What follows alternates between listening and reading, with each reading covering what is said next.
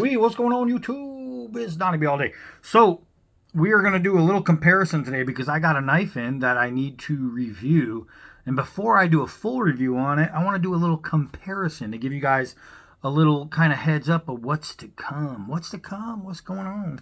So we're talking classic, what's known as a classic combat knife. Even though they're not the greatest style combat knives, this is just a classic combat knife. Now, obviously, this is not the leather stacked handle, which everybody knows. This is not the black coated version, as everybody knows. This one is the Nassau version, sent to me by Captain Electro. This is one of the knives I will never ever sell. I don't know what it is about this. I had three other ones, and I sold them all and kept this one. I just really, for some reason, dig this. I don't know why, but I really do. So I have the classic K-bar, and then we have the upgraded version, it really is, from Half-Breed Blades. And then we have mine. We have the D-Bad War Machine. Now, all of these, or two of these, well, actually all of these, I could say, are built off the original K-bars. These are different, even though this is the K-bar. This is very different from the originals. You go get like a World War II K-bar, it's way better than this one. Even the Korean ones are better than this one. Even I believe the Vietnam ones are I think like the Korean War versions, where they're just better. This is what they've turned into. This is what they are. But they're all knives that are based around there. Every knife company and their mother has pretty much, who does a fixed blade, has done some kind of pay homage to a K-bar, right? They just do. Everybody does it. To say, oh, D-Bad, you're copying like a K-bar. Yeah, of course I am. I'm making my own version of what I think this knife should be like. And I personally think I did it better.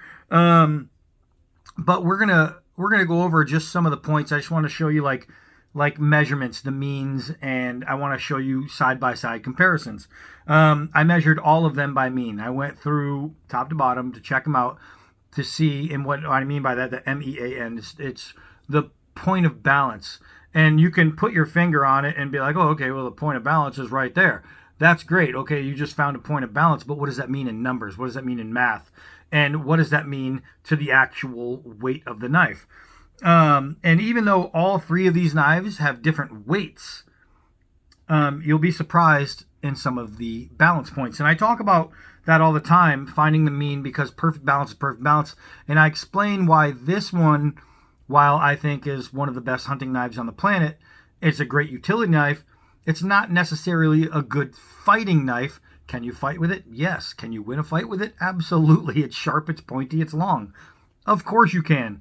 That doesn't make it an optimal fighting knife. The fighting knife weights should be around a certain amount at the point of balance, where this one, the point of balance is just way, way off for a fighting knife. As a matter of fact, it's got a perfect hunting knife point of balance, because the originals, even prior to the USN, where all these things came from, you go back to all the Remingtons, that's what they were. They were hunting knives repurposed and turned into combat knives, right?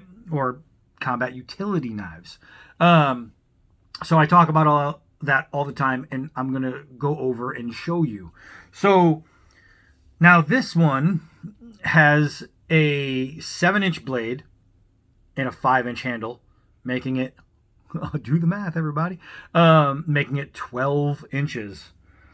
This one has a 7-inch blade and a 5-inch handle, making it 12 inches. When you put them side by side, and let's say you wanted to put the blade together, you're looking at it and you're thinking, that's way smaller.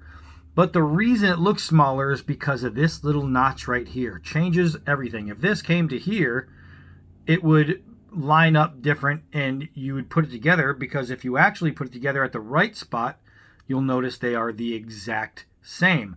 This bends down a little bit, so this looks a little odd, but when you put it to its point where it belongs, you'll notice that this is a 7-inch blade and this is a 7-inch blade. They both have 5-inch handles. Again, if you look at them, you would not guess that they're the exact same handle length. This one looks way smaller than this one, but it's not. And then you look at this one, and while the blade is about 1.25 inches almost bigger, the grip is the exact same size. They are 5-inch grips. But one of them, even though all of them are 5-inch grips, one of them has more grip than the others. I'll show you. It's easy to see one has more blade.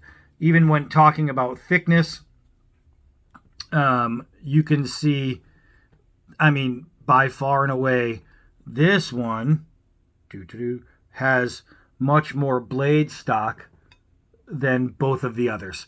It's just a fatter blade, it's a longer blade, and it's a wider blade.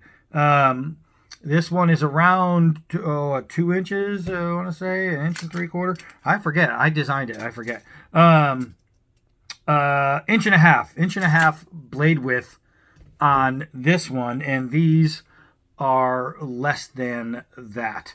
I think this is about 1.25 inches, somewhere in there. Yeah, I believe that's what they are. Although this one is about 1/16 wider than this one, so you actually get a wider blade than this one. Does that matter? Yes, and I'll explain why.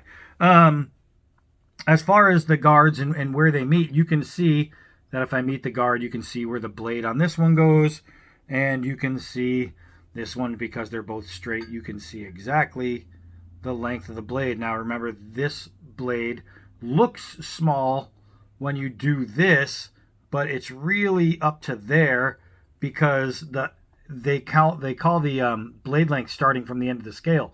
So this point from here, which is beyond the guard, is actually your 7 inches rather than after the guard.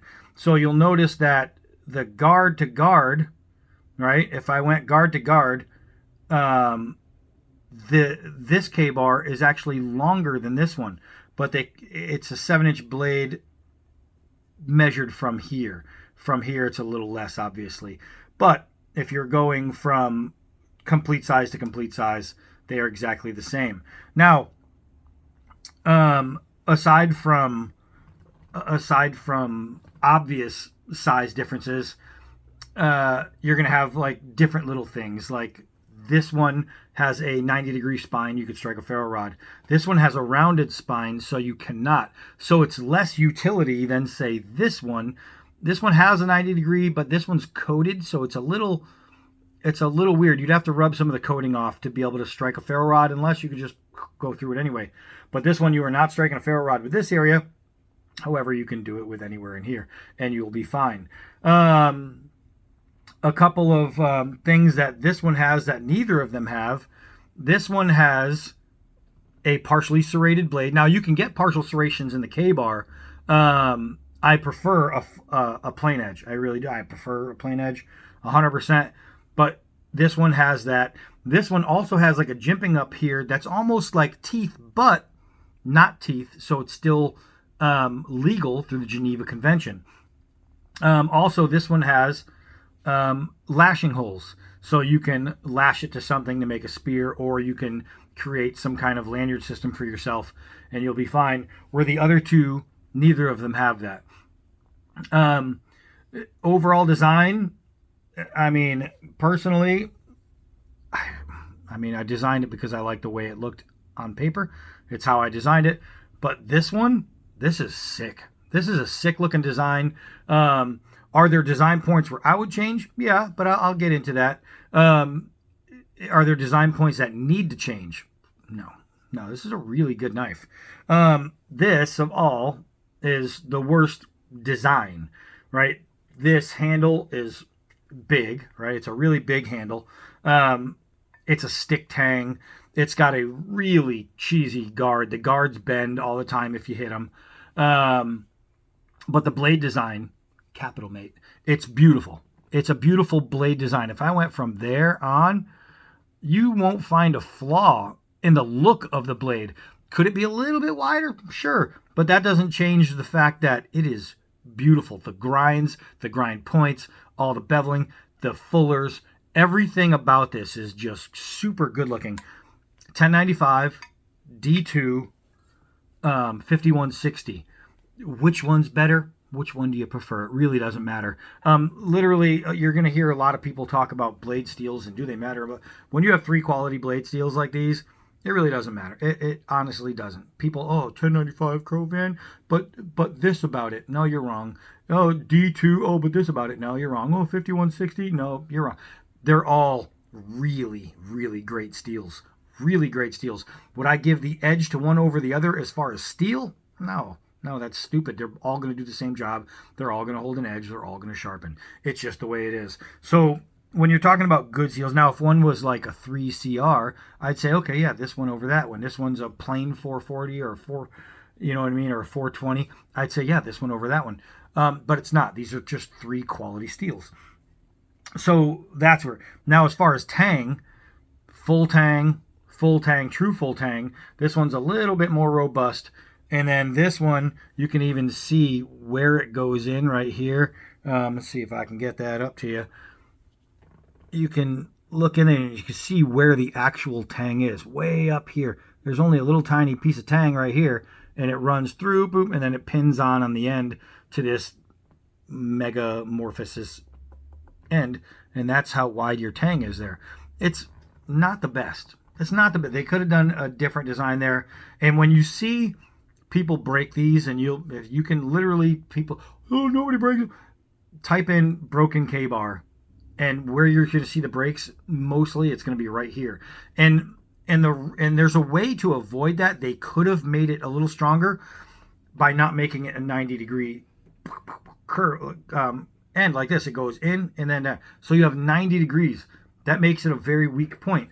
If from here to here it was curved in, you know what I mean? Like it went like that, it would be incredibly stronger, way stronger. They don't do that. Why? I don't know. But it is what it is. True full Tang, I would take any day of the week over a stick Tang. So now let's get into grips. I told you they're all 5-inch grips, but they're all different. This one, if I put my hand at the guard, right, you can see I have plenty of room. If I put my hand at the guard, you can see I still have Tang left over. There's a difference there, and if I put my hand at the guard, I still have plenty of room. So where does the point of the 5 inches not equal? Well, if I go exact to exact, this one gives you a 1/4 inch less grip than this one. It gives you about a 1/2 inch less grip than this one. So the reason is because of where this curls up. This curls up way in here, so you can see where the hand kind of is right there. When you grab it, your hand, now it's ample. It's enough for a hand. You can feel the end when you're doing things, especially swinging. You can feel that, sure, but it's not bad. The difference comes into the way the guard is used, right? You see how this is angular? That means it's made for a forward grip, so you can use in a stabbing motion. It means you're putting your thumb right there. When you do that, your hand wants to just leave the end of the knife. And what's happening is, see that right there? That nice pointy piece goes right into your hand. Now, let's explain to you why that makes a difference. It really doesn't. They did a really good job on the contouring. So while my pinky is no longer on the grip, it is still on the steel. And as a matter of fact, on this little lanyard hole right here, my pinky is actually in that little hole causing a grip. Because of where this sits and the shape, now my hands are huge, so it's going to be different for you. On a 2X hand, it actually fits right perfectly in that crease. So while you would think that because of this, I'm going to have a whole lot of digging in my hand, while that should be a complaint, while that should be a no-no in the design, it's not. It's not. I'd love to nitpick, and I'd love to say, oh, if they only did that different, it works. It works. So you say, okay, well, what would you have done different? Obviously, the whole question on what would I do different to this created this. This is what I would have done different to this. 100%. That's exactly it. What would I do different to this? All right. So you can see right here, this sweep up, and then it goes down before the guard.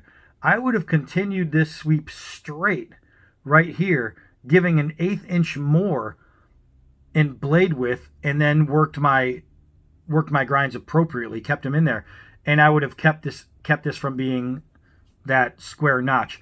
Now, is there a purpose for that little square notch? Sure, it's going to help when you're lashing and you're tying things to it. It gives you a really good notch. Can you possibly open a bottle with it? Maybe. I haven't tried, but I would have continued the blade all the way through. I would have just continued. The guard, well, I'm not a big fan of this up guard right here. It doesn't need to be changed. If it was me on this knife particular, right here would go all the way, and you'll notice that this area right here comes to a point, right? So it has to be used for something. You can use it for cutting something open. I'm pretty sure they developed something or came out with a way to use it, and I just haven't read on it yet. But there has to be a purpose for that because they made it come to a point. If there was no purpose for it, it would have been flat, right? It would have just been a flat ricasso. Although it does come along with the grind right here, so who knows? Maybe it just follows the grind. But I would have definitely kept this going all the way into there. I would have preferred a, a plain blade as well. So now, then you think, okay, well, now it's going to change the weight because you're talking about an 1/8 up here and this in there. You're changing the weight of the knife. That I will explain to you why it's really good. Okay, so then this is what I would do. I would take this area and I would extend this a 1/4 inch out and give more steel to here. That's exactly what I would do to change that.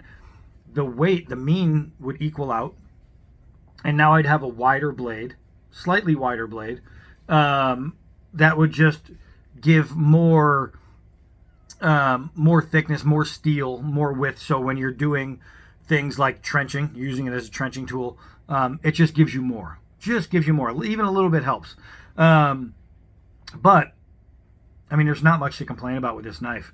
It's insane how much smaller, when you put it in your hand, you think it is to this, but they're exactly the same size. It's just it's almost like a optical illusion. So now let's get into the mean. So when I designed this one, I wanted this to be the fighting knife that this never was. So I created the mean to be a -2. A lot of you aren't going to know what that means. It's some weird math, how you do it. It's a whole lot of measuring and then backtracking and then splitting and then subtracting or adding.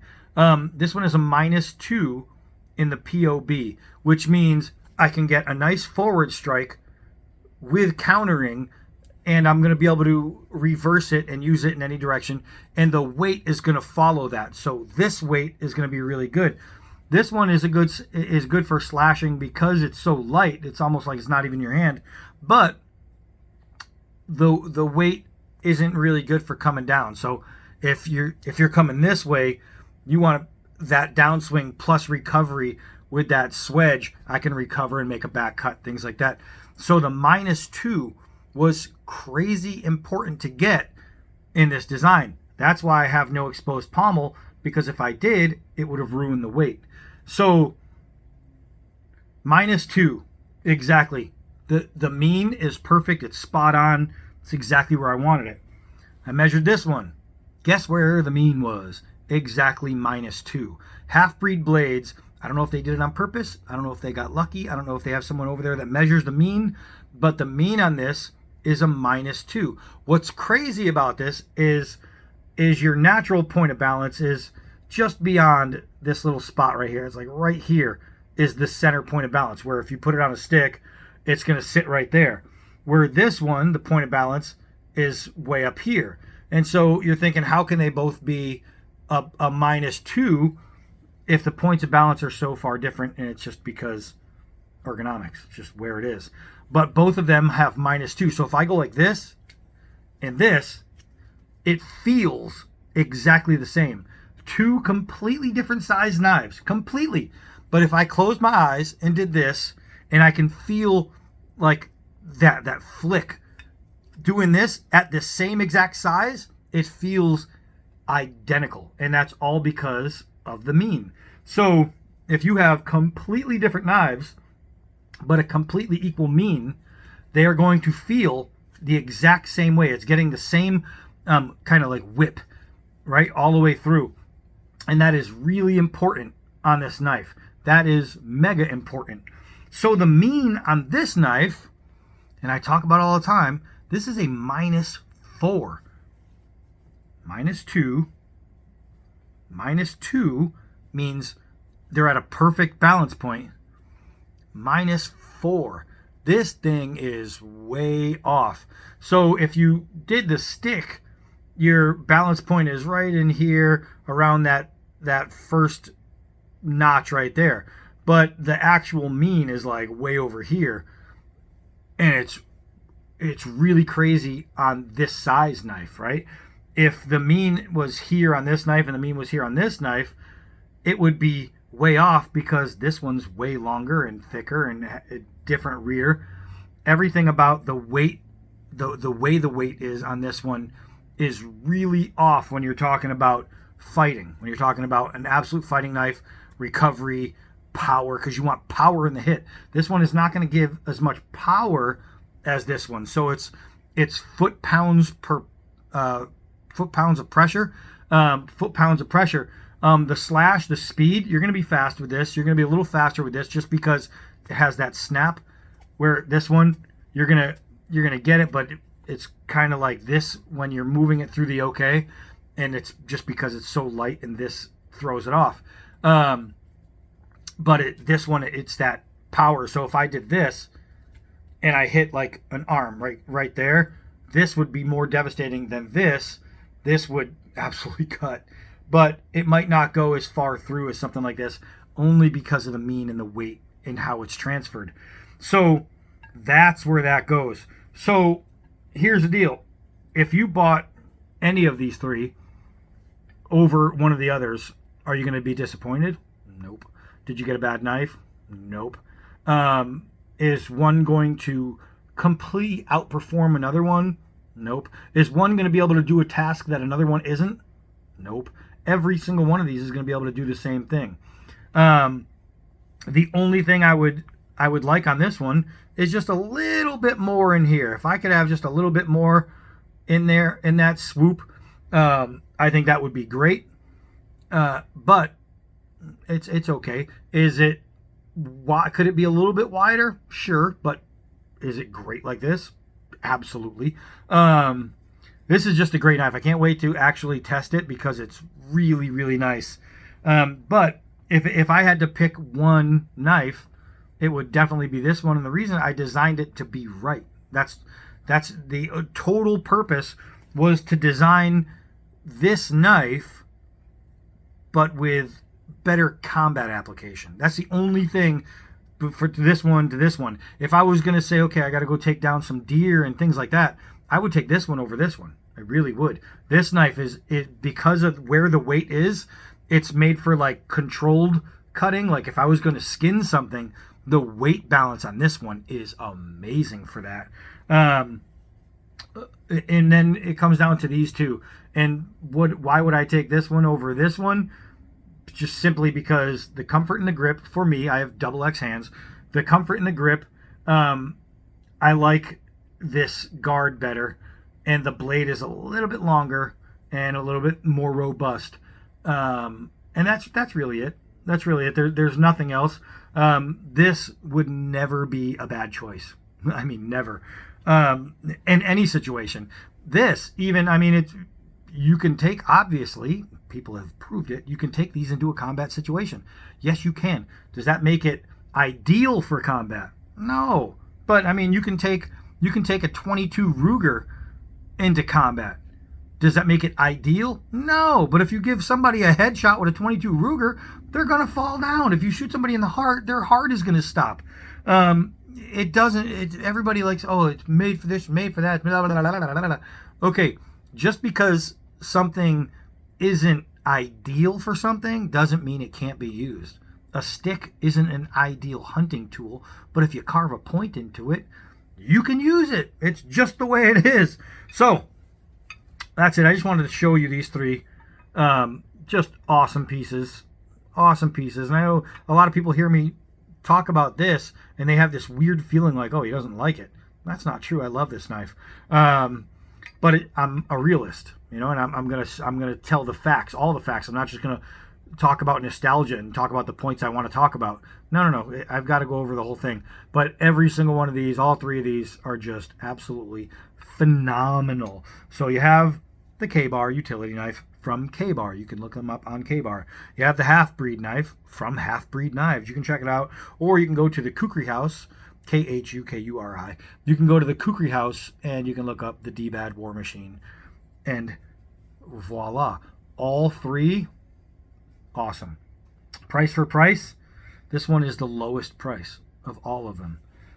This one is the highest price. So it comes down to what are you looking to get for your money. So that's it. That's it for this one. I am Donnie B. Oh, wait. Before, I'll just real quick, I'll just show you the sheaths. The sheaths. So the War Machine comes with a classic style leather sheath with leg tie down. The Half-Breed comes with a really nice plastic sheath. I don't know if it's Kydex or just plastic, but I think it's Kydex. And it's nice as universal mount, so you can put it in different angles, different places. That's really cool. This one, like the War Machine, while it's not universal, it's just a good sheath. And the other K-Bars, some of them come in this, some of them come with leather. It depends on what you get. So K-Bars come in both. This one comes in that. This one comes in just leather. So you have those three: leather, or just or. So now I'm done. That's it. I am Donnie B all day. Until next video.